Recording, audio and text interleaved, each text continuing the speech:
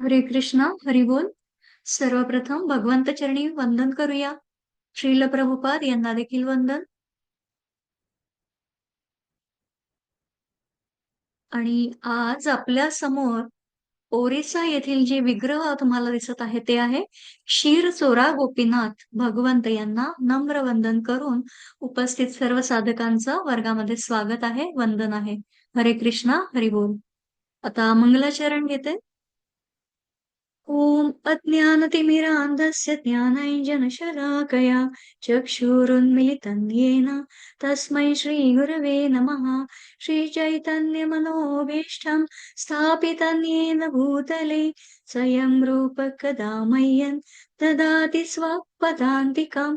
नम ॐ विष्णुपदाय कृष्णप्रेष्ठाय भूतले श्रीमते भक्तिवेदान्त स्वामिनिति नामिने. नमस्ते सारस्वते देवे गौरवाणी प्रचारिणे निर्विशेष शून्यवादी पाश्चात्य देश तारिणे. नमो महावदान्याय कृष्ण प्रेम प्रदायते कृष्णाय कृष्ण चैतन्य नाम्ने गौरत्वशे नमः. हे कृष्णा करुणा सिंधो दीनबंधो जगत्पते गोपेश गोपिका कांत राधाकांत नमोस्तुते. तप्त कांचन गौरांगी राधे वृंदावनेश्वरी वृषभानुसुते देवी प्रणमामि हरिप्रिये.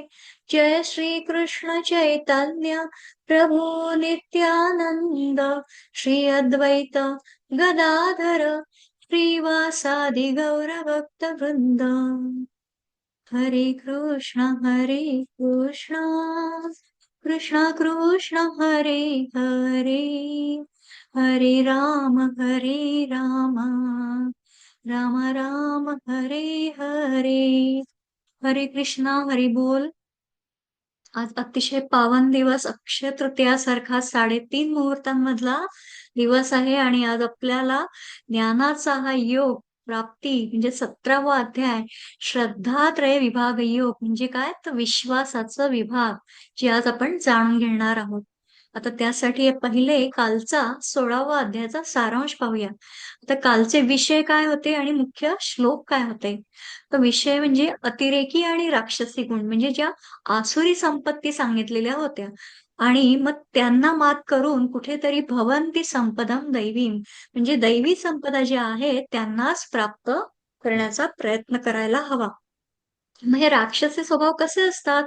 मग त्याच्यामध्ये दंभ असतो, दर्प असतो, अभिमान असतो आणि मग या राक्षसी क्रियाकलापांचा परिणाम आणि उंची किंवा अधोगतीची निवड म्हणजे काय आहे. न सुखम न परम गती म्हणजे यांना कुठलीही गती प्राप्त होत नाही. आणि अशा प्रकारे आपण 16व्या अध्यायाच्या या शेवटच्या 2 श्लोकांमध्ये भगवंतांनी आपल्याला काल शास्त्रांचं महात्म्य सांगितलेलं आहे आणि शास्त्रांच्या आज्ञेप्रमाणेच जीवन जगायला सांगितलेलं आहे. म्हणजे काय सांगितलंय. यशास्त्रविधिमुत्सृज्य वर्तते कामकारतः न स सिद्धिमवाप्नोति न सुखं न परां गतिम्. म्हणजे आत्ताच सांगितल्याप्रमाणे की जो मनुष्य शास्त्राचा नियम सोडून स्वतःच्या मनाला वाटेल तसं वागतो त्याला सिद्धी मिळत नाही, परमगती मिळत नाही आणि सुखही मिळत नाही. म्हणून मग तस्मात् शास्त्रम प्रमाणन्ते कार्याकार्य व्यवस्थितो. म्हणून तुला जे कर्तव्य सांगितलं आहे आणि अकर्तव्य म्हणजे काय आहे हे सर्व समजण्यासाठी शास्त्रच प्रमाण आहे. आणि असं जाणून शास्त्रविधीने नेमलेलं कर्मच करणं योग्य आहे. आणि अशा प्रकारे काल जे शास्त्रविधीचं कार्य केल्याने कल्याण होईल. आता हे सर्व जेव्हा काल ऐकलं तर अर्जुनाच्या मनातही काही प्रश्न निर्माण झाले. म्हणजे आता बघा संपूर्ण भगवद्गीतेचं आपण मागचं पूर्ण पाहिलंय तर हळू आपल्याला समजेल की आता मुळात भगवंतांनी श्रद्धेचा महिमा प्रत्येक काही ना काही कुठे ना कुठे वर्णन केलेला आढळतो. जसं की बघा 3ऱ्या अध्यायातील 3ऱ्या श्लोकात भगवंत म्हणतात श्रद्धावंतो न सूयंतो म्हणजे जो श्रद्धावान असतो त्याचा लाभ होतो. चौथ्या अध्यायामध्ये 39व्या श्लोकात सुद्धा भगवंत श्रद्धेचं महात्म्य सांगतात की श्रद्धावान लभते ज्ञानम, म्हणजे श्रद्धावान व्यक्तीला ज्ञानप्राप्ती होते. पुढे 40व्या श्लोकातही त्यांनी म्हटलेलं आहे, अज्ञश्च श्रद्धानश्च संशयात्मा विनश्यती, म्हणजे ज्याची श्रद्धा नाही त्याचा नाश होतो.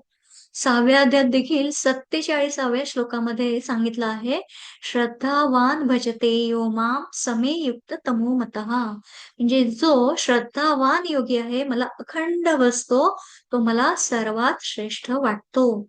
तसंच 12व्या अध्यायातील दुसऱ्या श्लोकात भगवंत म्हणतात, श्रद्धया परयोपेतास ते मे युक्त तमा मतः, म्हणजे जे भक्त अतिशय श्रेष्ठ श्रद्धेने युक्त होऊन मला म्हणजे सगुण रूप भगवंताला भजतात, ते मला उत्तम योगी वाटतात. आणि आता आजचा जो आपण अध्याय पाहत आहोत, श्रद्धात्रय विभाग योग, हा जो आपला आजचा 17वा अध्याय आहे, तर याच्याच मध्ये आपण जेव्हा 20व्या श्लोकात पाहणार आहोत, तेव्हाही भगवंतांनी सांगितलं आहे, श्रद्धदाना मत्परमा, म्हणजे मतपरायण झालेले श्रद्धाळू भक्त मला अतिशय प्रिय आहेत. आणि मग अशा प्रकारे भगवंतांनी गीतेमध्ये 6 वेळा श्रद्धेचा महिमा वर्णन केलेला आहे आणि 16व्या अध्यायापर्यंत भगवंतांनी श्रद्धेचा महिमा गायला आहे. पण नंतर अचानक बघा भगवंतांनी ही शास्त्राची महती सांगायला सुरुवात केली आणि मग त्यामुळे अर्जुनही थोडासा गडबडून गेला. त्याला आता असं वाटतंय की श्रद्धा आणि शास्त्र, आता या दोन्हींमध्ये जास्त महत्वाचं काय, असा प्रश्न आता त्याच्या मनात निर्माण झाला. आणि म्हणून या श्लोकामध्ये अर्जुन भगवंतांना अशा व्यक्तीच्या स्थितीबद्दल विचारत आहे की जो श्रद्धावान आहे पण शास्त्रांचं पालन करत नाही, अशा व्यक्तीची श्रद्धा सात्विकी, राजसी किंवा तामसी, मग यापैकी कुठल्या प्रकारची असेल, मग त्याचा इथे अर्जुन विचारत आहे. आणि मग याचं उत्तर जाणून घेण्यासाठी मुळात श्रद्धा म्हणजे काय हे समजून घेणं आवश्यक आहे. आता श्रद्धामध्ये श्रद्ध अधिक धा, म्हणजे श्रद्ध म्हणजे काय, सत्य, आणि धा म्हणजे च्याकडे जाणारा रस्ता, म्हणजे सत्याकडे नेणारा मार्ग. म्हणजे शंका हा श्रद्धेच्या विरुद्ध अर्थाचा शब्द आहे. तर यापैकी एक गोष्ट जिथे असेल तिथे दुसरी नसते. आणि म्हणून 6व्या अध्यायात भगवंतांनी म्हटलं काय आहे, श्रद्धावान लभते ज्ञानम, म्हणजे ज्ञान प्राप्तीसाठी श्रद्धा आवश्यक आहे. आणि श्रद्धावान असलेल्या परंतु शास्त्रांचे पालन न करणाऱ्या व्यक्तीची मग ती श्रद्धा कशी, सात्विकी, राजसी किंवा तामसी, मग यापैकी कोणत्या प्रकारची आहे, आपल्याला देखील हे सर्व जाणायचं आहे. आणि म्हणून आपण इथे आज श्रद्धात्रय विभाग म्हणजे विश्वासाचा हा जो विभाग आहे, म्हणजे श्रद्धा या केवळ एका नावावरती हा पूर्ण विभाग, हा जो योग सांगून दिला आहे, अतिशय उत्तम आहे. आणि आज आपला हा योग आला इथे, याचं देखील अतिशय आपण भगवंतांचे ऋणी आहोत. आणि मग आता या प्रश्नाचं पासून आपण सुरुवात करूया. हरे कृष्ण, हरी बोल.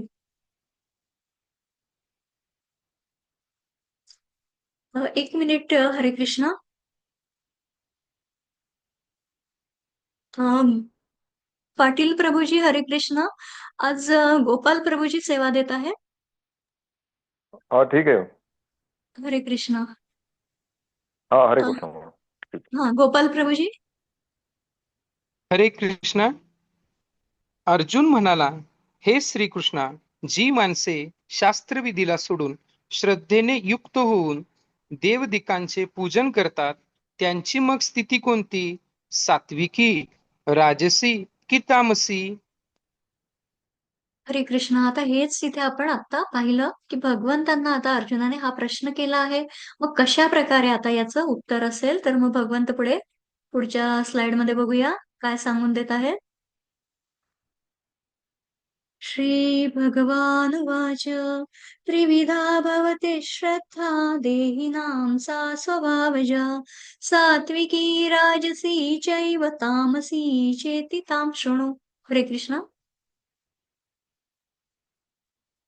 हरे कृष्ण. भगवान श्रीकृष्ण म्हणाले, मनुष्याची ती शास्त्रीय संस्कार नसलेली केवळ स्वभावता उत्पन्न झालेली श्रद्धा सात्विकी, राजसी व तामसी अशा 3 प्रकारचीच असते. ती तू माझ्याकडून ऐक.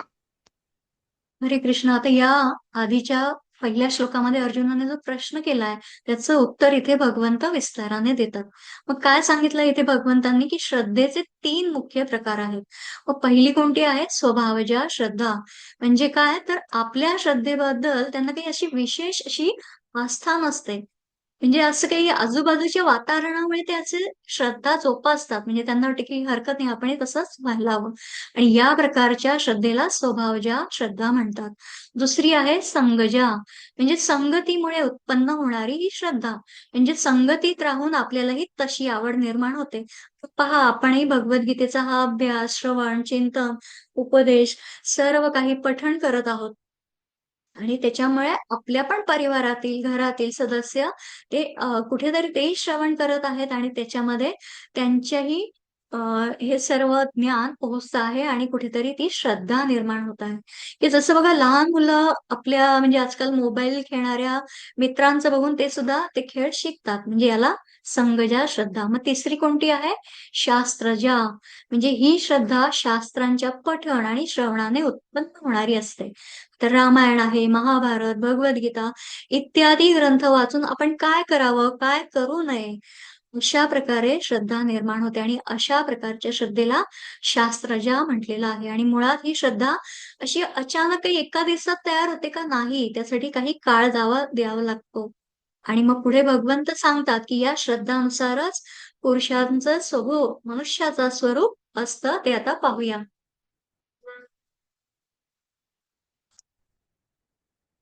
7.3 सत्त्वानुरूपा सर्वस्य श्रद्धा भवति भारत. श्रद्धामयोऽयं पुरुषो यो यच्छ्रद्धः स एव सः. हरे कृष्णा. हरे कृष्णा. हे भारता अर्थात भारतवंशी अर्जुना, सर्व माणसाची श्रद्धा त्याच्या अंतःकरणानुरूप असते. हा पुरुष श्रद्धामय आहे, म्हणून जो पुरुष ज्या श्रद्धेने युक्त आहे तो स्वतःही तोच आहे, अर्थात त्या श्रद्धेनुसार त्याचे स्वरूप असते. हरे हरे कृष्ण. आता इथे भगवंतांनी सांगितलं आहे की प्रत्येक पुरुष हा श्रद्धावान असतो. म्हणजे ज्या विषयावर श्रद्धा असेल तसा तो बनतो. आता कोणाला बघा चित्रपट बघण्याची आवड असते, कोणाला गेम्स खेळण्याची, कोणाला पत्ते खेळण्याची आवड असते, तर कोणी उत्तम जेवण बनवतं. अशा प्रकारे सांसारिक लोकांची श्रद्धा कशात असते? भोगामध्ये असते. आणि मुळात भक्ताची श्रद्धा भावात असते आणि ज्ञानी लोकांची श्रद्धा तत्वात असते. मग जशी श्रद्धा तशी देवतेची पूजा केली जाते. मग कशा प्रकारे केली जाते ते बघूया पुढे. यजन्ते सात्विका देवान् यक्ष रक्षांसि राजसाः प्रेतान् भूतगणांश्चान्ये यजन्ते तामसा जनाः. हरे कृष्णा. हरे कृष्ण. सात्विक माणसे देवांची पूजा करतात, राजसिक माणसे यक्ष राक्षसांची, तसेच इतर तामसिक माणसे असतात ती प्रेत व भूतगणांची पूजा करतात. हरे कृष्ण. हरे कृष्ण. आता जशी श्रद्धा तशी देवतेची पूजा केली जाते. मग प्रत्येकाच्या श्रद्धेनुसार त्यांचे इष्टदेवही बदलतात. आता इथे स्क्रीनवर तुम्ही पाहत आहात की सात्विक लोक देवी देवतांची पूजा करतात. मग देवतांमुळे अन्न मिळतं, पाऊस पडतो, धनधान्यांची वृद्धी होते, अशी त्यांची श्रद्धा असते. आणि हे शरीरही देवतांमुळेच मिळालेलं आहे, अशी त्यांची कुठेतरी धारणा असते. त्यामुळे या देवतांनाच ते आहुती, पूजा अर्पण करत असतात. आता राजसी लोक काय करतात? यक्ष राक्षसांची पूजा करतात. म्हणजे उदाहरणार्थ बघा की व्यापारी लोकांच्या गादीवर श्री कुबेराय नमः असं लिहिलेलं असतं. आणि तामसी लोक मद्य मांसाचं नैवेद्य अर्पण करतात आणि ही भूत प्रेतांची पूजा असते. आता पुढील 2 श्लोकांमध्ये शास्त्राविरुद्ध घोर तप करणाऱ्यांची निंदा केलेली आहे. भगवंतांनी ते सांगून दिलेलं आहे, ते पाहूया. 5 आणि 6. हरे कृष्ण. हरे कृष्ण. जे कठोर तपस्या आणि तपश्चर्या शास्त्रात सांगितलेली नाहीत ते अभिमान, अहंकार, वासना आणि आसक्ती यांच्यामुळे करतात. जे उत्कटतेने प्रवृत्त होतात आणि जे आपल्या शरीरांच्या अवयवांना तसेच आत वास करणाऱ्या परमात्म्याचा छळ करतात त्यांना राक्षस म्हणतात. हरे कृष्णा. आता ज्यांची वृत्ती कशी आहे की मुळात हे घोर तप करणाऱ्यांची निंदा भगवंतांनी केली आहे. का केली आहे? कारण हे शास्त्रविधी जाणूनच घेतलेलं नाहीये त्यांनी. अत्यंत कठोर असे, जिथे तुम्हाला स्क्रीनवर तुम्ही पाहत आहात की कशा प्रकारे यांची ही तपश्चर्या आहे. असे लोक काय आहे, दांभिक आहे, अहंकारी आहेत. आणि अशा व्यक्तींना दंभ, अहंकार, बळ, आसक्ती यांचा अतिशय अभिमान असतो. आणि अशा व्यक्तींची उदाहरणं आहेत. आता रावण बघा तुम्हाला इथे दिसत आहे की कशा प्रकारे त्यांनी सुद्धा अतिशय घोर तपश्चर्या केलेली होती. आणि हिरण्यकशिपू पण आहेच की तो देखील अतिशय त्यांनी जी कठोर तपश्चर्या केली. पण या व्यक्ती या कशा असतात, तामसी असल्यामुळे मिळालेल्या त्यांना त्या तपश्चर्येनंतर म्हणजे त्या वरदानाचा त्यांनी अयोग्य वापर केलेला असतो. जसं की पहा, रावणाने सीतेचं हरण केलं आणि हिरण्यकश्यपूने तर आपल्या सात्विक वृत्तीच्या पुत्राचा अतोनात छळ केला होता. आणि हिरण्यकश्यपूने तर कठोर तपश्चर्या करून खरं तर वरदान मिळवलं, पण त्याला ते काय मिळालेलं होतं की त्याला ना घरात, ना घराच्या बाहेर, ना आकाशात, ना पाताळात, ना पृथ्वीवर मरण येईल. त्याला मृत्यू न शस्त्राने किंवा अस्त्राने किंवा तो कोणत्याही काळी, मग ती सकाळ, रात्र, दुपार, आणि त्याला देव, दानव, मानव यापैकी कोणाकडूनही मृत्यू येणार नाही, असा वर त्याने प्राप्त करून घेतलेला. पण अशा या हिरण्यकश्यपू या राक्षसाचा मृत्यू कशा प्रकारे होणार, असा विचार आता आपल्याही मनात तेव्हा येतो जेव्हा आपण भागवतम पठण करतो. पण भगवंतांकडे सर्व बाबींवर उपाय आहेत, इलाज आहेत. आणि म्हणून मग शेवटी हिरण्यकश्यपूने आपल्या पुत्राला जेव्हा प्रल्हादाला विचारले की कुठे आहे तुझा नारायण, तर तेव्हा प्रल्हाद शांतपणे म्हणाला, तो तर सर्व चराचरामध्ये आहे. मग हिरण्यकश्यपूने एका खांबाकडे पोट दाखवून विचारलं की मग या खांबातही तुझा नारायण असेलच ना? मग प्रल्हाद म्हणतो की हो आहे की. मग हिरण्यकश्यपूने काय केलं, त्या खांबाला लाथ मारली.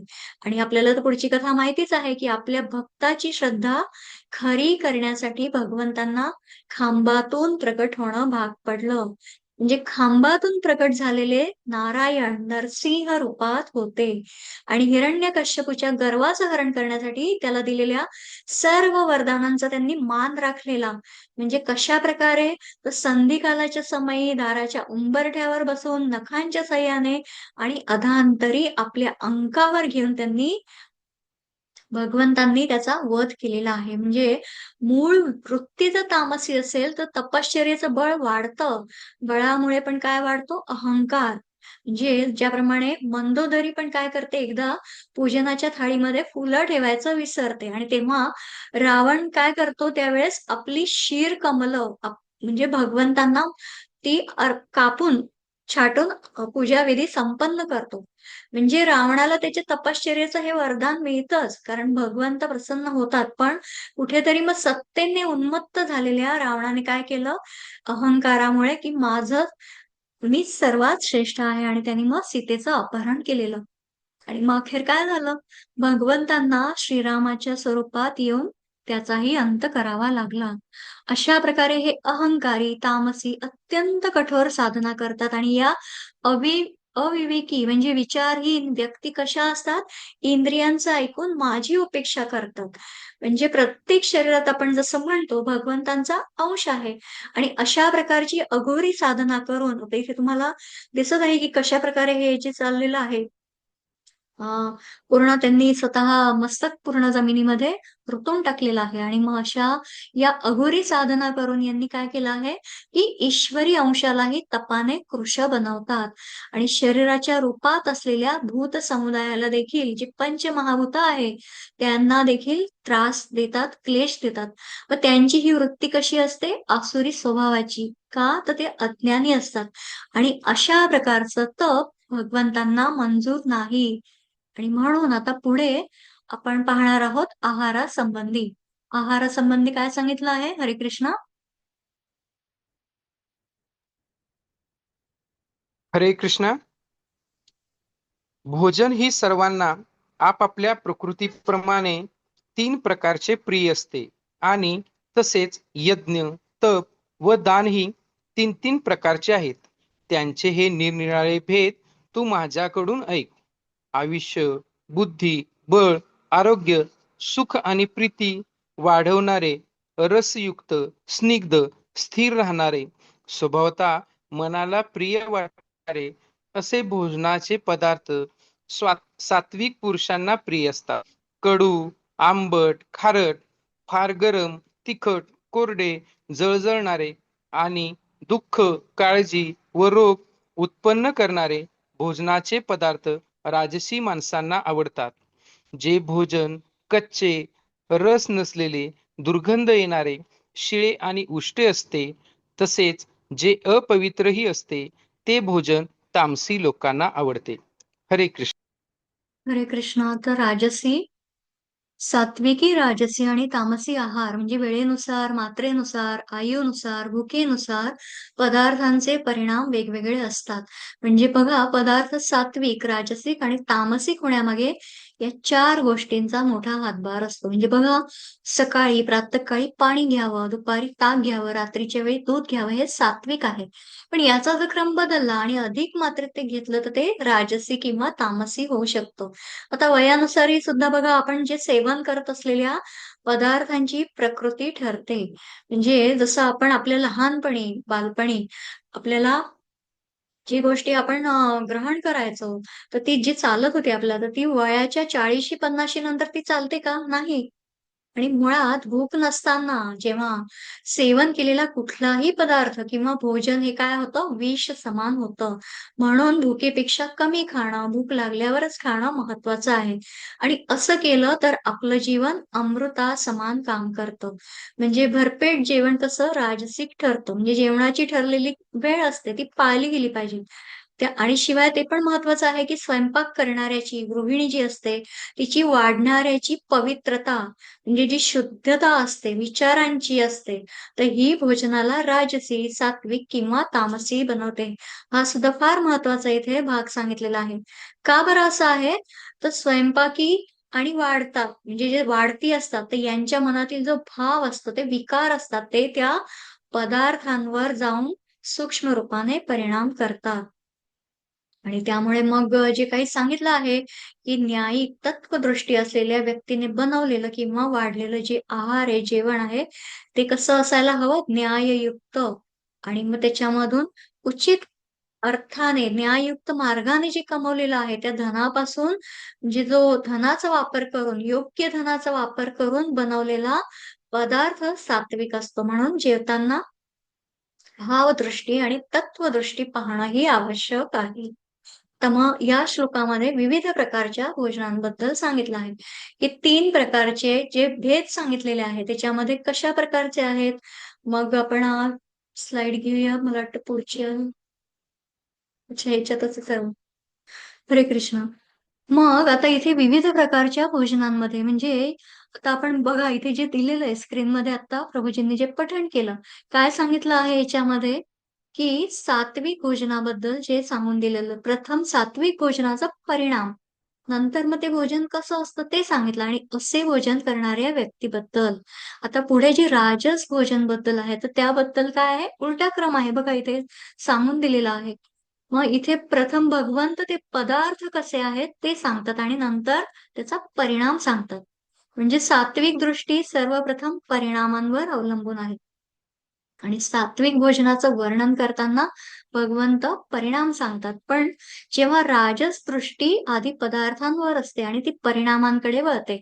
जसं बघा, इथे जे सांगितलेलं आहे, की अतिशय गरम, तिखट, खूप उष्ण पदार्थ जे जळजळणारे आहेत, तर त्याच्यामधनं काय होतं मग? की सर्व दुःख, काळजी, रोग उत्पन्न करणारे हे राजसी माणसांना आवडतात. आणि तामसी आहार मग कसा असतो? ज्याचं मुळात वर्णन फक्त भगवंतांनी भोजनच सांगून दिलेलं आहे. कारण हल्ली बघा, की फ्रोझन फूडचं पण बरंच आजकाल ते प्रस्थ आहे, की म्हणजे विशिष्ट ऋतूंमध्ये ते उपलब्ध नसलं तरी देखील पदार्थ अनेक महिने ते जे फ्रोज गोठवून ठेवतात आणि नंतर ते वापरले जातात. म्हणजे बघा आता उदाहरण द्यायचं झालं तर द्राक्ष आहेत, तर ती कशी करतात? सडवून म्हणजे त्याची जी त्यापासून मद्य बनवलं जातं. शिवाय कांदा, लसूण हे पदार्थ दुर्गंधयुक्त आहे.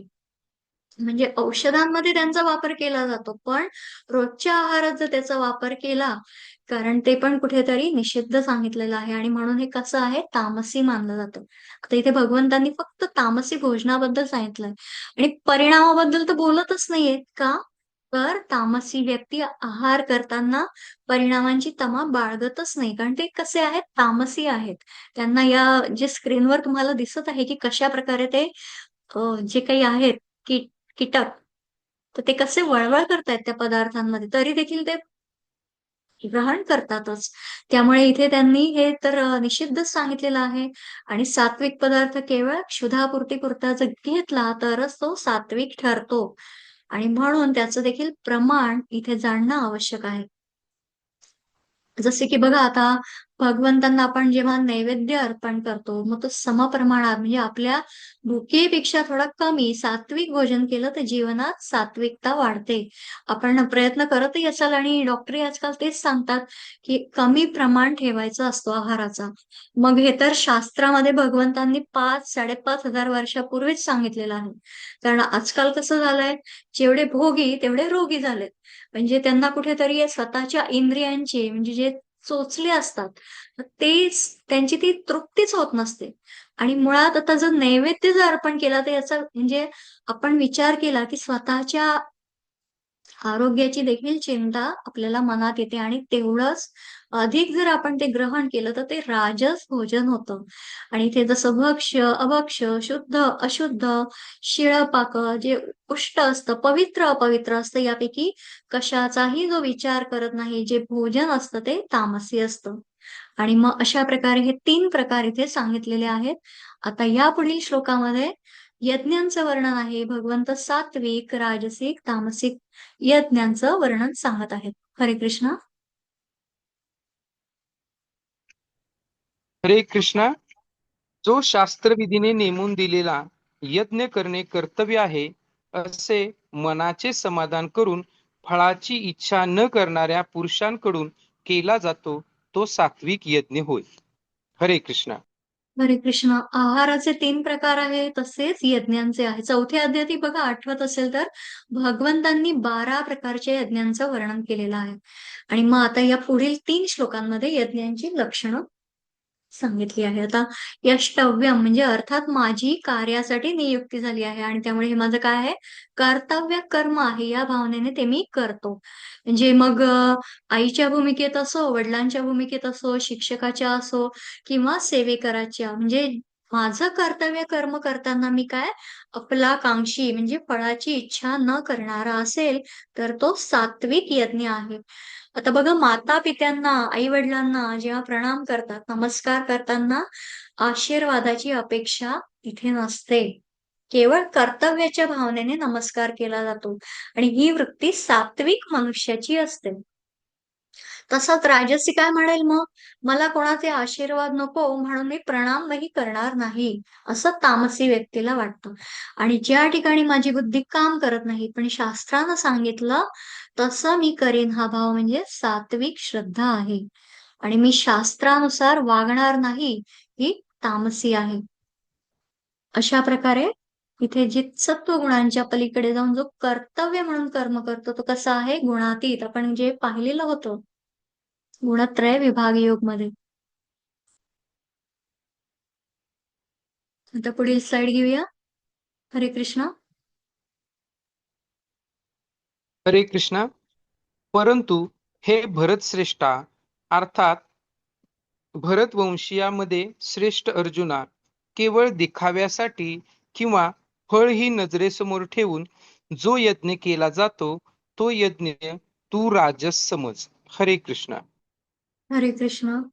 फळासाठी जी फलदृष्टी जी सांगितली आहे, आता सत्वगुणी आणि रजोगुणी दोघंही कर्म करतात, पण दोघांमध्ये अंतर आहे. आता फलदृष्टी कशी आहे यावरून ते समजतं. म्हणजे मी चांगलं काम केलं आहे तेव्हा त्याला फळ मिळावं ही इच्छा करणारा राजसी असतो. सात्विकी व्यक्ती जसं सांगितलं की अफलाकांक्षी म्हणजे त्याला काही फळाची अपेक्षा नाही. राजसी असणारा दंभाचारी, त्याला वाटतं काम मी केलं, माझंच नाव व्हावं, दुसऱ्याचं नाव होऊ नये, आणि या उलट दुसऱ्याचं नाव झालं तरी चालेल, पण मी माझं काम पार पाडेन, अशा सात्विक वृत्तीच्या माणसाला वाटत असतं. आणि असा हा जो फरक सांगितलेला आहे तो यज्ञामध्ये इथे पाहिलेला आहे. आणि मग पुढे तामसी यज्ञ आपण जो पाहिला, हरे कृष्ण.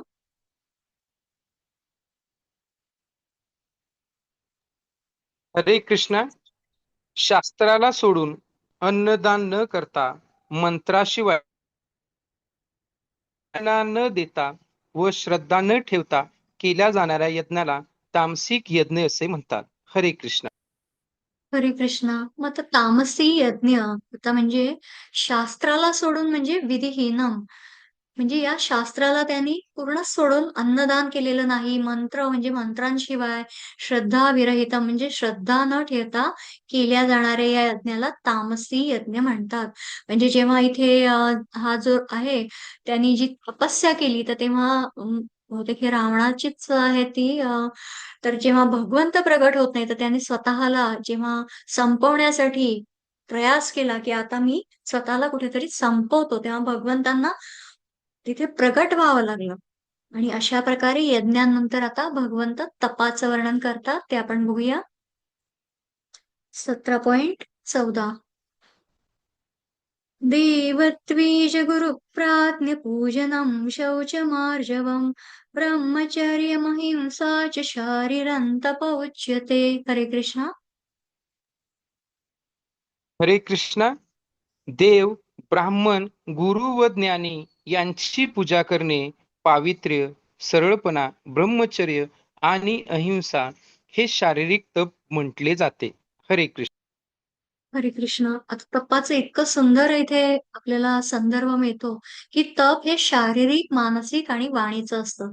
शारीरिक तप म्हणजे काय? उपास करणं, एका पायावर उभं राहून तपश्चर्या, सतत जप, तप, ध्यान करणं असं मानलं जातं.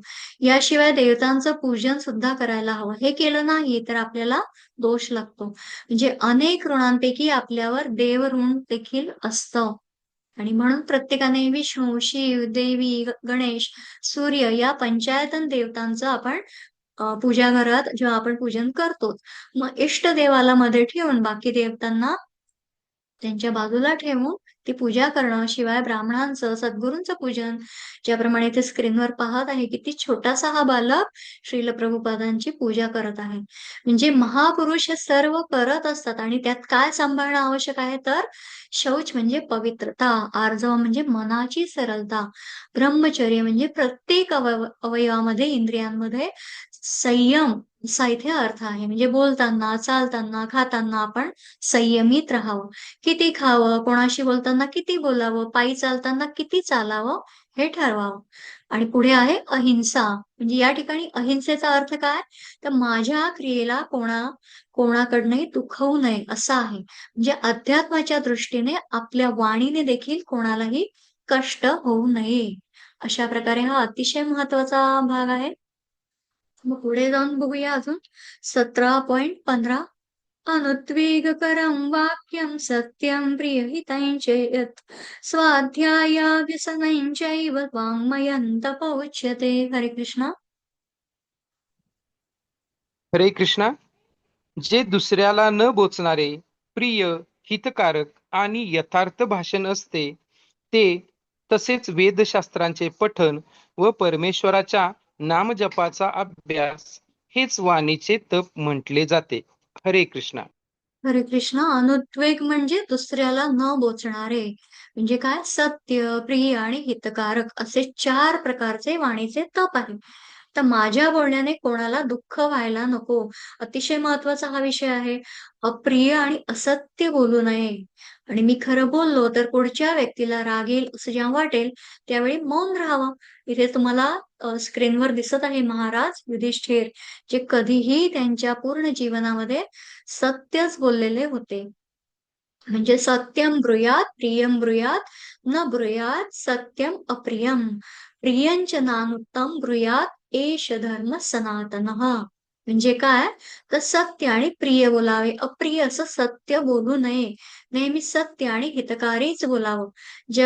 जगामध्ये बघा, आपण इकडे पूर्ण याच्यामध्ये पाहतो, आज देखील आपल्या आजूबाजूलाही पाहतो, की सगळीच्या सगळी वाद, भांडणं ही वाणीमुळेच होतात आणि वाणीमुळेच मनुष्य महान देखील बनतो. म्हणजे आता कोणाशीही 5 मिनिटं जरी आपण बोललो, तर नंतर आपल्याला लगेच कळतं, की तो मनुष्य कशा प्रकारचा आहे. आणि म्हणूनच बघा, शब्द सम्हारे बोलिये, शब्द के हाथ न पाँव, एक शब्द औषधी करे, एक शब्द करे घाव. संत कबीरांचा हा दोहा आहे, की शब्द कसे नेहमी जपून वापरावेत. कारण चांगले शब्द ऐकणाऱ्यासाठी औषधाचं काम करू शकतात आणि कटू शब्द ऐकणाऱ्याच्या मनावर आघात देखील करू शकतात. आता बघा, उदाहरण द्यायचं झालं तर आजकाल कोणी आयसीयू मध्ये असेल किंवा कोणी ऍडमिट असेल, कोणीची प्रकृती बरी नसेल, तर आपण जाऊन त्याला प्रोत्साहित करणं. आजकाल बरेच जण असे असतात, की त्यांच्या वाणीवर कुठेतरी त्यांना संयम नसतो आणि ते समोरच्याला धीर देण्याऐवजी घाबरून सोडतात, की असं एकाचं पण झालेलं होतं, मग तो असा गेला, मग त्याचं असं फ्रॅक्चर होतं किंवा या अशा त्याच्या काय असतात, गुडघ्याचं प्रत्यारोपण असतं. म्हणजे या ज्या सर्व गोष्टी आहेत, तर त्याला धीर देणं, कुठेतरी सांगणं, की या पलीकडे तुला पूर्ण तुझी प्रकृती बरी होणार आहे आणि हा कुठेतरी धीर देणं, हा वाणीचा तप आहे. आता मनाचं तप कसं आहे, त्याच्यासाठी पुढे बघूया. हरे कृष्णा. हरे कृष्णा. आणि शांतता, साधेपणा, गुरुत्वाकर्षण, आत्मनियंत्रण आणि विचाराची शुद्धता ही मनाची तपस्या आहे. हरे कृष्ण. हरे कृष्णा. मनाची तपस्या म्हणजे मन सदैव आनंदी राहायला हवं. सुख, दुःख, बाह्य घटना, बाह्य अनुभूती आहेतच. बाहेर काय घडतंय ते प्रिय मानून घ्यायचं. तर बघा, जसं गुलाबजाम आहे आणि कारल्याची भाजी आहे, तर दोन्ही गोष्टी प्रिय आहे असं समजूनच सेवन करायचं. तर हा आत्मसंतुष्टीचा भाव इथे सांगितलेला आहे. म्हणजे शीतोष्ण सुख-दुःखेषु अशी वृत्ती हवी. अगदी ती एकदम एका याच्यामध्ये येणं अशक्य आहे, पण तो प्रयास, सतत चिंतन तसं जर केलं, तर मग आपली आंतरिक सुख आपल्याला तिथे मिळतं आणि भगवंत जे काही करतात ते आपल्या भल्यासाठीच आहे, हा विश्वास सदैव मनात ठेवला, तर भगवंतांनी बघा, आता एखादी जरी अप्रिय गोष्ट म्हणजे ती आपल्या सोबत झाली, तर त्यामागे देखील भगवंतांचं काहीतरी प्रयोजनच आहे असं समजून त्या अप्रिय गोष्टीचाही स्वीकार करायला हवा. आणि अशा प्रकारे एक छोटीशी कथा सांगते, म्हणजे मग अजून थोडंसं यावर विस्ताराने पाहता येईल. आता एक लाकूड तोड्या असतो आणि तो काय करतो, एकदा लाकडं तोडता तोडता अचानक त्याचं एक बोट त्या कुऱ्हाडीच्या घावाने लागतं. आणि मग त्याला इतकं अतिशय वाईट वाटतं, की आता मी माझं पुढचं काम कसं करणार? त्याला अशी ती चिंता वाटायला लागते. तो झालेल्या घटनेचा काय करतो? भगवंतांना दोष देतो. तर त्याचा मित्र त्याला म्हणतो, "अरे, कशासाठी दुःख करतोय? जे काही होतं ते चांगल्यासाठीच होतं असं समज." मग तो लाकूड तोडायला हे काही सर्व पटत नाही. आणि मग तो नशिबाला, भगवंतांना दोष देतच राहतो आणि आपल्या घराकडे परत येत असतो. मग एवढ्यामध्ये काय होतं, जंगलामध्ये काही आदिवासी त्याला पकडून घेतात आणि मग त्या आदिवासींना त्यांच्या देवासाठी नरबळी हवा असतो, म्हणून मग ते त्याला पकडून घेऊन जायला लागतात. लाकूड तोड्यात आता प्रचंड घाबरतो आणि एकतर आधीच बोट तुटलं म्हणून तो इतका दुःखी असतो, की भगवंतांना दोषच देत राहतो आणि आता तर प्राणही जातील की काय, गमवावे लागतील. आणि मग अशा प्रकारे तो अजून नाराज होतो. आणि मग एवढ्यात काय होतं, एक आदिवासी माणसाचं लक्ष त्याच्या तुटलेल्या बोटाकडे जातं. आणि मग तो इतर त्याचे जे असतात सगळे लोकं, त्या आदिवासींना सांगतो, की "अरे, याचं तर एक बोट नाहीच आहे आणि असा अपंग, अर्धवट, अपूर्ण व्यक्ती आपण आपल्या देवाला कसा बळी चढवणार? आणि म्हणून याला आता आपल्याला सोडून द्यावं लागेल. आपण दुसऱ्या कोणाला तरी पकडूया." आणि मग ते लाकूड तोड्याला तिथे सोडून दिलं जातं आणि मग तो मात्र भगवंतांचं मनापासून आभार मानतो. मनः प्रसाद सौम्यत्वम म्हणजे मनाचा निग्रह करणे, समत्व राखणं म्हणजे अंतःकरणातील ही भावांची पूर्ण पवित्रता, प्रसन्नता, सौम्यत्व, संयम, भावशुद्धी आणि पवित्रता यांना मानसिक तप असं म्हटलेलं आहे. आणि हे जे संयम इथे तुम्ही स्क्रीनवर पाहत आहात हे शुकदेव महाराज आहेत, की जे तेव्हा त्यांचा जन्म झाला आणि त्यांच्या मागे हे जे इथे दिसत आहेत हे व्यास आहेत, भगवान व्यास. तर यांचे पुत्र शुकदेव, भागवतामध्ये ही कथा येते. आणि त्यांचा जन्म झाला शुकदेव मुनींचा आणि ते जन्म झाल्याबरोबर त्यांनी भगवंतांना सांगितलं होतं की मायेच्या कक्षेत मी येणार नाही आणि म्हणून मला हे प्रपंच नको, काही नको, काही नको. म्हणून ते पळत सुटतात आणि मग व्यास मुनी, भगवान व्यास जे असतात ते विचार करतात की अरे शुका थांब थांब. आणि मग अशा प्रकारे ते जाता जाता ते तलावांमध्ये इथे या अप्सरा ज्या काही असतात कन्या, तर त्या स्नानासाठी असतात त्या तलावात. पण त्या तिथे वस्त्रविरहित असतात. पण ते भगवान जेव्हा शुकदेव मुलींना पाहतात आणि तेव्हा त्याच्यामध्ये त्यांना काही वेगळं वाटत नाही. का नाही वाटत? कारण त्यांना ती भावशुद्धी, ती पवित्रता म्हणजे हे त्यांनी ते जाणलेलं असतं. आणि जेव्हा भगवंत व्यास जेव्हा येतात, भगवान व्यास, तेव्हा ते पूर्ण स्वतःला अ, वस्त्रांनी झाकून घेतात. आणि असा हा फरक म्हणजे याच्यामध्ये जे सांगितलं आहे, तर त्याच्यामध्ये भावांची पूर्ण पवित्रता, प्रसन्नता आणि ही भावशुद्धी अतिशय मानसिक तपामध्ये आवश्यक आहे. आणि म्हणून आता बघा गीता वाचणं, त्याचं मनन करणं हे सुद्धा उत्तम कर्म आहे. पण म्हणजे त्याने मन शुद्ध होतं की नाही हे पण तपासून पाहणं आवश्यक आहे. नाहीतर आपण पठण केलं आहे, वाचन केलं आहे, पण मनाची शुद्धी कुठेतरी होते आहे का नाही? आता मग पुढे तपाचं वर्णन पाहूया अजून. 17.17 श्रद्धया परया तप्तं तपस्तत्त्रिविधं नरैः अफलाकाङ्क्षिभिर्युक्तैः सात्विकं परिचक्षते. हरे कृष्णा. हरे कृष्णा. फळाची इच्छा न करणाऱ्या योगी पुरुषांकडून अत्यंत श्रद्धेने केलेल्या वर सांगितलेल्या तिन्ही प्रकारच्या तपाला सात्विक तप म्हणतात. हरे कृष्णा.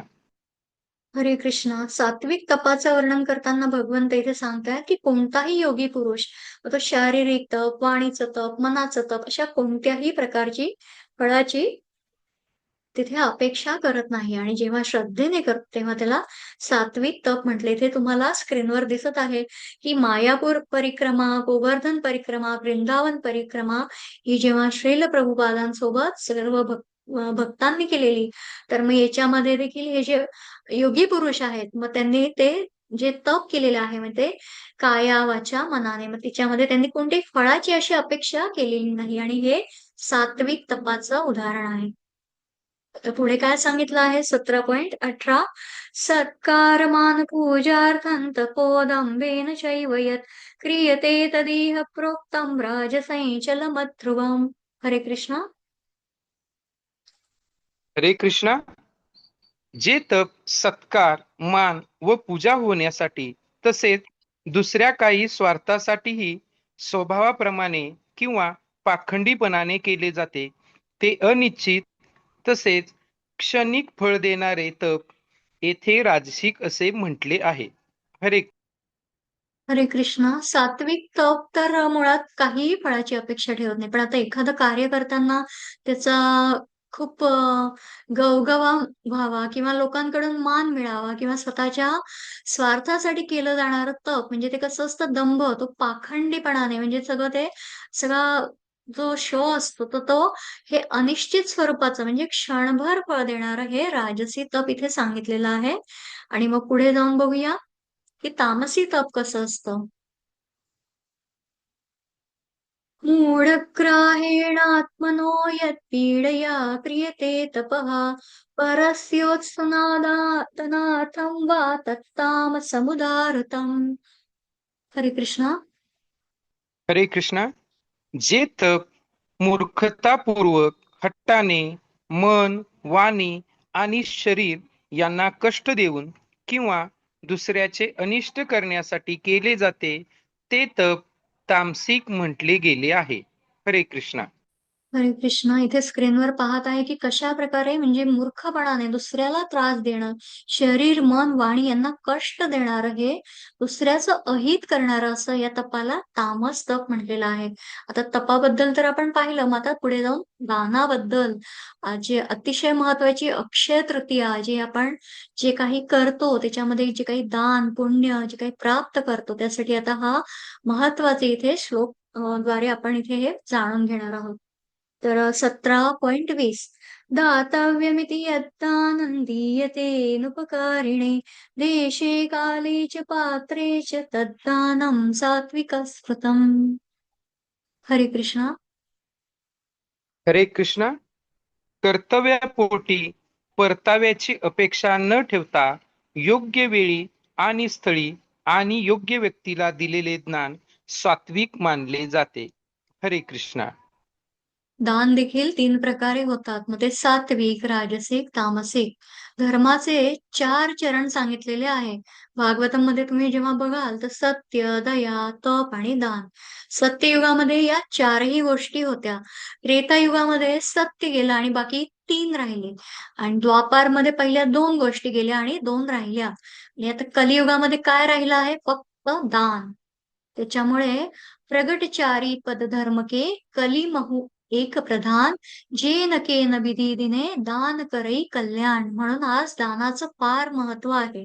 मग हे दान 3 प्रकारचं आहे, सात्विकी, राजसी आणि तामसी. म्हणजे दान देणं माझं कर्तव्य आहे, ज्यामुळे ज्या देशात जिथे मी राहतोय, ज्या काळामध्ये ज्या वस्तूंचा तुटवडा आहे किंवा ती वस्तू करून मग त्या प्राण्यांची सेवा करण्यासाठी मग तो योग्य काळ समजला जातो. जसे प्रमाणे जे एखादे भुकेलेले असतात, अनाथ असतात, दुःखी असतात, रोगी, असमर्थ जे असतात इत्यादींना आपण अन्न, वस्त्र, औषधं पुरवून त्यांची सेवा करणं. शिवाय श्रेष्ठ आचरणाचे जे ब्राह्मण आहेत, विद्वान आहेत यांना धन देणं योग्य समजलं जातं. म्हणजे हे सर्व आपण जेव्हा करतो तर तेव्हा उपकार केल्याची भावना नसेल तर त्याला सात्विक दान म्हटलं जातं. आणि बघा आपल्या शुद्ध मिळकतीचा 10वा हिस्सा म्हणजे 10% दान अनोळखी एखाद्या व्यक्तीला सुद्धा देऊन द्यावं. म्हणजे जे गुप्तदान आपण म्हणतो आणि केवळ धनाचं दान करावं का? तर असं काहीच नाही. 24 तासातील तुम्ही आता 2 तास सुद्धा आपण भगवद्गीतेमधलं जे श्रवण, चिंतन जे सतत आता आपण इथे सुद्धा जे बसलेलो आहोत हे सुद्धा काय आहे? दानच आहे. आता आपल्या इस्कॉनच्या माध्यमातून सेवा देणारे अनेक कार्यकर्ते आहेत. म्हणजे आपल्या योग्यतेचे आणि वेळेचं निस्वार्थ भावाने ते देखील दान करत आहेत. आणि अशाच प्रकारे आपण देखील सर्व आता जोडलेले गेलो आहोत. आपणही या परिवाराचे एक भाग आहोत. मग आपण देखील योग्य उचित दान करण्यासाठी आपल्याला हा प्लॅटफॉर्म मिळालेला आहे. या व्यासपीठावरनं आपण लिंक पाठवणं, नवीन ॲडमिशन करणं किंवा गीतेचा हा प्रचार-प्रसार करणं, की कशाप्रकारे हा इथे अध्ययन होतात. मग 18 दिवसानंतरचा पुढचा प्रवास कसा आहे आणि मग यामधनं सर्व आपणही या प्रकारे हे अनपेक्षितपणे निस्वार्थ भावाने दान करू शकतो. आता पुढे आहे राजस दान, ते बघूया.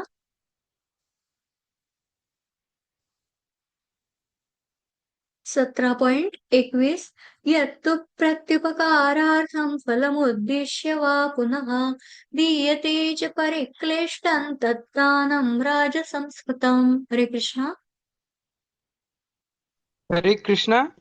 परंतु जे दान क्लेशपूर्वक प्रत्युपकाराच्या हेतूने अथवा फळ नजरेसमोर ठेवून दिले जाते ते दान राजसिक म्हटले आहे. हरे कृष्ण. हरे कृष्ण. इथे स्क्रीनवर तुम्ही पाहत आहात, की कशाप्रकारे हा दान तर करत आहे. म्हणजे ते गोरगरिबांना ते अतिशय आवश्यकता पण आहे. पण त्याला ते दाखवायचं आहे. म्हणजे हे कुठेतरी दान देणं माझं कर्तव्य आहे, पण माझी इच्छा असेल तर मी देईल किंवा देणारही नाही, असं या लोकांना वाटतं. म्हणजे उपकार केल्याची भावना अशी इथे दिसत आहे. म्हणजे यांना काय होतं, यांना कामं म्हणजे हे दान केल्याची यांची जाहिरात करायला लोकांना आवडते आणि अशा दानाला राजस दान म्हटलं जातं. पुढे बघूया तामसी. अदेशकाले यत्तानम् अपात्रेभ्यश्च दीयते असत्कृतमवज्ञातं तत्तामसमुदाहृतम्. हरे कृष्ण. हरे कृष्णा. अपवित्र ठिकाणी अयोग्य वेळी अयोग्य व्यक्तींकडे किंवा योग्य लक्ष आणि आदर न देता केलेले दान हे अज्ञानतेचे आहे असे म्हणतात. हरे कृष्ण. हरे कृष्ण. आता हे अपात्र दान आहे. म्हणजे जिथे बघा पैसे मिळाल्यावर आता या मनुष्याला त्यांनी लिहिलं आहे की help I need money for weed. याला जेव्हा ते पैसे मिळाल्यावर त्याला दारूचं सेवन किंवा जे अभक्ष्य भक्षण केलं जाईल, जे हे माहीत असूनही ते जर दिलं तर त्याला अदेशकाल अपात्र दान म्हटलं जातं. त्यामुळे जे सत्पात्री असतात त्यांना दान करणं अतिशय आवश्यक आहे. आणि आता उन्हाळ्याच्या दिवसांमध्ये बघा ठिकठिकाणी पाणपोई लावून थंड पाणी लोकांना देणं म्हणजे ते इतकं उपयोगाचं आहे की त्याला सत्पात्री दान म्हणतात. म्हणजे सत्काराशिवाय तिरस्कारपूर्वक अयोग्य ठिकाणी अयोग्य काळी जे दिलं जातं ते तामसिक दान आहे. आणि आता मुळात किरकोळ दानासाठी फार काही विचार करायला नको, कारण हातांना दान देण्याची सवय असली पाहिजे. ज्याप्रमाणे गौतम बुद्धांची एक कथा एक आठवते आता, की गौतम बुद्ध एकदा एका स्त्रीच्या घरी भिक्षा मागायला जातात आणि मग तिच्याकडे भिक्षा देण्यासाठी काहीच नव्हतं. म्हणजे ती इतकी गरीब होती, की तिने तर म्हणजे आपली अशी परिस्थितीची जाणीव सांगून दिली, की असं-असं सर्व आहे. मग गौतम बुद्ध शांतपणे विचार करू लागले आणि मग ते म्हणले, "काही हरकत नाही. मग तू एक काम कर, तुझ्या अंगणामधील मुठभर माती माझ्या या कटोऱ्यामध्ये अ, या पात्रामध्ये घाल." आता त्याच्यामध्ये आधीच तांदूळ पाहून ती काय म्हणते, की "मी आता माती घालू शकणार नाही, कारण त्यामध्ये तुमचे तांदूळ वाया जातील." आणि मग त्यावरती गौतम बुद्ध काय म्हणतात, की "तांदुळात माती गेली तर मला 1 दिवसाचा उपवास घडू शकेल, काही हरकत नाही. पण तू जर माती सुद्धा घातली नाही, तर तुझ्या हाताला दानाची देण्याची सवयच लागणार नाही. आणि म्हणून हाताला दानाची सवय लागण्यासाठी देत जावं, शेअरिंग करत जावं." आणि मग अशा पद्धतीने आपण जाणून घेतलं, की यज्ञ, दान, तप आणि इत्यादीचं आचरण हे कसं असायला हवं? सात्विक. आणि मग त्यासाठी पुढे ओमचा महिमा सांगून दिलेला आहे. हरी ओम तत्सत. हरे कृष्ण. हरे कृष्णा. सृष्टीच्या प्रारंभापासून परम परम सत्य दर्शवण्यासाठी ओम तत्सत हे 3 शब्द वापरले गेले. हे 3 प्रतिकात्मक निरूपण ब्राह्मण आणि वेदांच्या स्त्रोतांचा जप करताना आणि परमात्म्याच्या समाधानासाठी यज्ञ करताना वापरले होते. हरे कृष्णा. हरे कृष्ण. आता पूर्ण म्हणजे सृष्टीच्या आरंभापासून जेव्हा हे परमतत्व काय आहे मग ते ओम तत्सत या शब्दांमधनं त्याचा विस्तार आहे तो आता आपण इथे जाणून घेणार आहे, की ओम कसा आहे ब्रह्माचा संकेत म्हणजे निराकार साकार दोघांमध्येही आहे.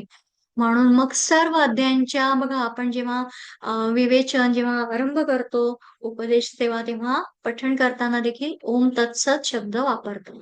तर शास्त्राचा अभ्यासकही ओम या अक्षराचा वापर होतो. ओम म्हणजे संपूर्ण आणि ही 3 अक्षरं 3 प्रकारच्या सच्चिदानंद घन ब्रह्माची नावं आहेत. तर ती कशी आहेत ती बघूया. हरे कृष्ण. हरे कृष्णा. अशा प्रकारे परमात्मा प्राप्त करण्यासाठी दिव्यवादी लोक त्याग, दान आणि तपस्या करतात. नेहमी ओमने सुरुवात करतात. ओम इति एतद्य ब्राह्मणो नेदिष्टः नाम. पहिले ध्येय सूचित करते ओम म्हणजे विष्णू. हे सर्वोच्च ध्येय सूचित करण्यासाठी वैदिक स्तोत्रांच्या सुरुवातीला ठेवलेले आहे. हरे कृष्णा. हरे कृष्ण. अतिशय गूढ अर्थ आहे, की जी आता त्याग, दान, तपस्या हे सर्व जे आपण बघितलं, तर त्याची सुरुवात कशी होते? ओमनी होते. तर ओम म्हणजे काय? परिपूर्ण असलेले, जे वेदमंत्र म्हणणाऱ्या श्रेष्ठ पुरुषांच्या शास्त्राने सांगितलेला आणि त्याचा प्रारंभ ओम या अक्षराने होतो. बघा जसं ओम भवती भिक्षांदेही म्हटलं जातं. आपण देखील गीता पठण करताना आरंभी म्हणतो ओम श्री परमात्मने नमः. आणि म्हणजे काय तर सर्व कर्मे भगवंतांकरता करतो आहे. ही भावना ठेवली तर सर्व कर्माची सफलता निश्चितच होतेच होते. इतकं याचं अपार महत्व आहे. पुढे जाऊन पाहूया काय आहे तत् शब्दाचं. हरे कृष्ण. हरे कृष्णा. तत् या शब्दाने त्याग, तपस्या आणि दान करावे अशा दिव्य क्रियांचा उद्देश भौतिक गुंतामुक्त होणे हा हा आहे. तत ततत्वम असी चांदोग्य उपनिषद 6.8.7 ततमुक्तीसाठी अलिप्त कार्याचे वर्णन करतात. या क्रियाकलाप भौतिक परिणामांकडे दुर्लक्ष करून केले जातात. हरे कृष्णा. हरे कृष्ण. आता ओम तत्सत, मग याच्यामध्ये तत् जे संबोधन आलंय तर हे काय आहे? भगवंतांचं. अशी भावना मनात ठेवली आणि फळाची इच्छा न करता ज्यांना आपलं कल्याण व्हावं असं वाटतं तर ते लोक यज्ञ, दान, तप या क्रिया निस्वार्थ भावनेने करतात. छांदोग्य उपनिषदामध्येही तत्वम असी असा उल्लेख येतो. मग पुढे काय आहे? सत. हरे कृष्ण. हरे कृष्णा. सत या परमात्म्याच्या नावाचा सत्य भावात आणि श्रेष्ठ भावात प्रयोग केला जातो. तसेच हे पार्था अर्थात पृथापुत्र अर्जुना, उत्तम कर्मातही सत शब्द योजला जातो. तसेच यज्ञ, तप आणि ज्ञान यामध्ये जी स्थिती अर्थात आस्तिक बुद्धी असते तिलाही सत असे म्हणतात. आणि त्या परमात्म्यासाठी केलेले कर्म निश्चयाने सत असे म्हटले जाते. दुःखी एवं सौम्या चांदोग्य उपनिषद 6.2.1 सत म्हणजे शाश्वत परमेश्वराच्या सेवेसाठी केलेले कार्य. खरे आध्यात्मिक स्वरूप प्रकट करा. अशा कृतीमध्ये कृती करणारा शाश्वत बनतो. क्रियाकलाप शाश्वत असतात आणि क्रियाकलापांचे फायदे शाश्वत असतात. हरे कृष्णा. हरे कृष्ण. आता जे क्रियाकलाप वगैरे सांगितलेले आहे किंवा कृती करणारा पण आहे, कृतीमध्ये सुद्धा आहे, ते कसं आहे? शाश्वत. का? तर सत म्हणजे काय सांगितलं आहे की येथे जो शब्द वापरलेला आहे तो हा सत्य भावामध्ये श्रेष्ठ भावात वापरलेला आहे. म्हणजे आस्तिक बुद्धी असणारे जे क्रिया होतात त्या सतच्या द्वारा होतात. आणि ज्या ठिकाणी हा शब्द वापरतात तिथे ते कार्य कसं होऊन जातं? सर्वोत्तमच होऊन जातं, निरंतर शाश्वत सनातन होतं. पण त्याची फायदे जी क्रियाकलाप असतात ती देखील शाश्वत होतात. आणि अशा प्रकारे हे आध्यात्मिक स्वरूप प्रगट करणारं सत आहे. ओम तत्सत असं याचा मंत्राचा अतिशय गूढ अर्थ आहे. पुढे बघूया. हरे कृष्ण. हरे कृष्णा. वस्तुतः दिव्य ध्वनी ओंकार जरी अ, उ आणि म या 3 अक्षरांच्या संयोगात दिव्य सामर्थ्य असते आणि जो ओंकाराचा जप करतो त्याला लवकरच ओंकार आणि भगवान विष्णू वेगळे नसल्याची जाणीव होईल. हरे कृष्णा. हरे कृष्ण. आता ओंकाराचा जो जप करतो आपण ओम तत्सत, जेव्हा ओम आहे तो दिव्य ध्वनी कसा आहे? अ, उ आणि म या 3 अक्षरांच्या संयोगातून त्याचं सामर्थ्य इथे आपल्याला साधं आपण बघा जरी त्याचा असा हे केला, ध्यान केलं, ओंकार केला, तो नाद केला तर तो अनाहत नाद आपल्या पूर्ण आतमध्ये चैतन्य लहरी पसरवून देतो आणि ती कुठेतरी जाणीव होते आणि कुठेतरी अंतरंगामध्ये ती स्पंदनं जाणवू लागतात. चैतन्य चरितामृतामध्ये याचं वर्णन सांगून दिलेलं आहे. तसंच पुढे काय सांगितलं आहे? हरे कृष्ण. हरे कृष्णा. अकार्यच्य अ अकार्यच्यते कृष्ण सर्व लौकिक नायक उकारेच्यते राधा म करो जीव वाचक. अकारेच्यते कृष्ण. अ अकार अक्षर कृष्णाला सूचित करते जो सर्व लौकिक नायक सर्व जीव आणि ग्रह भौतिक आणि आध्यात्मिक यांचा स्वामी आहे. उकारा हे अक्षर श्रीमती राधाराणी कृष्णाची आनंद शक्ती आणि माकार सजीवांना जीव सूचित करते. हरे कृष्णा. हरे कृष्ण. चैतन्य चरितामृतामध्ये हे सांगून दिलेलं आहे की कृष्ण जो आहे, भगवंत आहे, तो कशामध्ये आहे? ओंकाराचा अ, उ आणि म हे जे 3 अक्षर आहेत तर ती भगवंतांना वाचक आहेत. म्हणजे आपण जे दान, यज्ञ, तप जे काही सर्व सांगितलेलं आहे. तर मग यासाठी ज्या प्रकारे आपण जो ओंकार, ओम तत्सत जेव्हा आपण स्मरण करू आणि तेव्हा ते दान देऊ, तर हे भगवंतांसाठी आहे आणि भगवंतांनी माझ्याकडून केलेलं आहे. अतिशय सोप्या प्रकारे हा अर्थ उलगडला आहे. कारण हे चैतन्य चरितामृतामध्ये याचा सखोल आपल्याला नंतर सापडू शकतं, की आता अकार म्हणजे काय आहे? तर ते भगवंतांना, कृष्णाला सूचित करतं. काय सूचित करतं? सर्व लौकिक नायक म्हणजे सर्व जीव आहे, ग्रह आहे, भौतिक आणि आध्यात्मिक यांचे स्वामी कोण आहे? भगवंत. मग ते कसं आहे? अकार.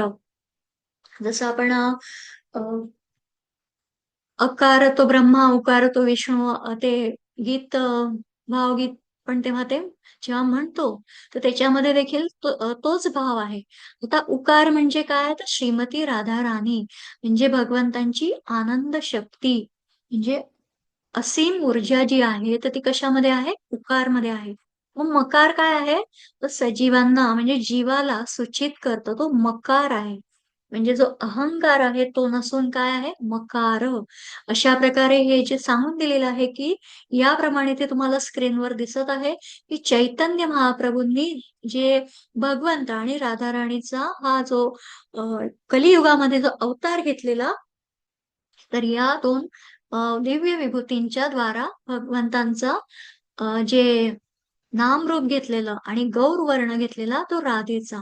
अशा प्रकारे चैतन्य महाप्रभूंचा चैतन्य चरितामृतामध्ये आदी पर्वामध्ये ते आपल्याला जसं-जसं आपल्या लेव्हल 3 ला वगैरे तुम्हाला ते शिकायला तेव्हा मिळेल. आता शेवटचा जो श्लोक आहे त्याचं पठण हरे कृष्ण. हरे कृष्णा.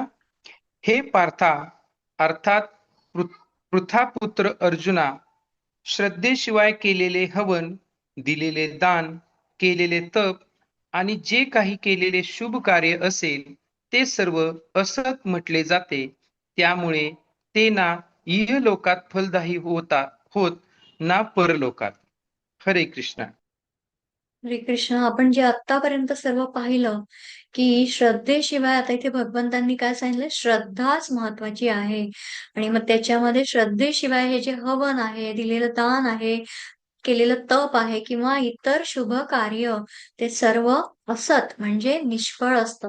म्हणजे ते या लोकातही नाही तर परलोकातही फलदायी होत नाही. आणि म्हणूनच यज्ञ, दान, तप श्रद्धापूर्वक करायला हवं. आणि अशा रीतीने हा श्रद्धात्रय विभाग योग नामक अध्याय इथे विराम पावत आहे. आणि झालेली उपदेश सेवा भगवंत चरणी अर्पण आहे. इति सप्तदशोऽध्यायः. हरे कृष्णा हरी बोल.